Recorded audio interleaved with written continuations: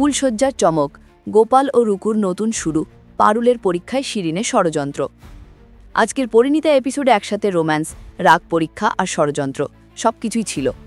গোপালের মা একেবারে ঠিক সিদ্ধান্ত নিয়েছেন, ফুলশয্যা দিয়ে শুরু হবে নতুন সংসার, আর রুকুও এবার কথা দিয়েছে সে সংসারটা মন দিয়ে করবে। গোপাল তার মাকে চেপে ধরে তাদের জীবনটা নষ্ট করার জন্য, কিন্তু মা জানিয়ে দেন রুকু যদি আবারও ভুল করে তাহলে আগের মতোই ব্যবস্থা হবে। রুকু এবার শাশুড়ি হাত ধরে প্রতিজ্ঞা করে সে সংসারটা ঠিকভাবে করবে। আর প্রথম পরীক্ষাই হলো ফুলশয্যা। গোপালের মা বলেই দিলেন বিয়েটা যেহেতু নতুন করে হয়েছে, ফুলশয্যাও নতুন করে হবে। আজকের পর্বে আবার ফিরে এলো সেই পুরনো ইউনিভার্সিটি ট্র্যাক। স্টুডেন্টদের পরীক্ষার ভয়, টেনশন সবকিছুই দারুণভাবে তুলে ধরা হয়েছে। পারুলের মায়ের অনুপস্থিতি যেন আজকের গল্পে একদমই মাথায় এলো না, এতটাই ইংগেজিং ছিল এপিসোড।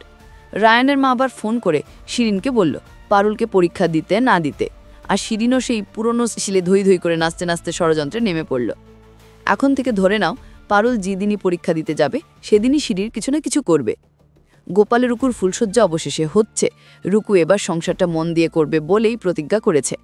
পারুল রায়ানের মধ্যে কে হবে পরীক্ষায় প্রথম, আর শিরিন এবার কি নতুন নাটক করবে?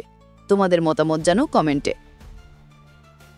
আর দেখতে থাকো পরিণীতা, প্রতিদিন রাত ৮টা শুধুমাত্র জি বাংলাতে। এমন সব টুইস্ট আপডেট সবার আগে পেতে আমাদের চ্যানেলটা সাবস্ক্রাইব করে ফেলো এখনই।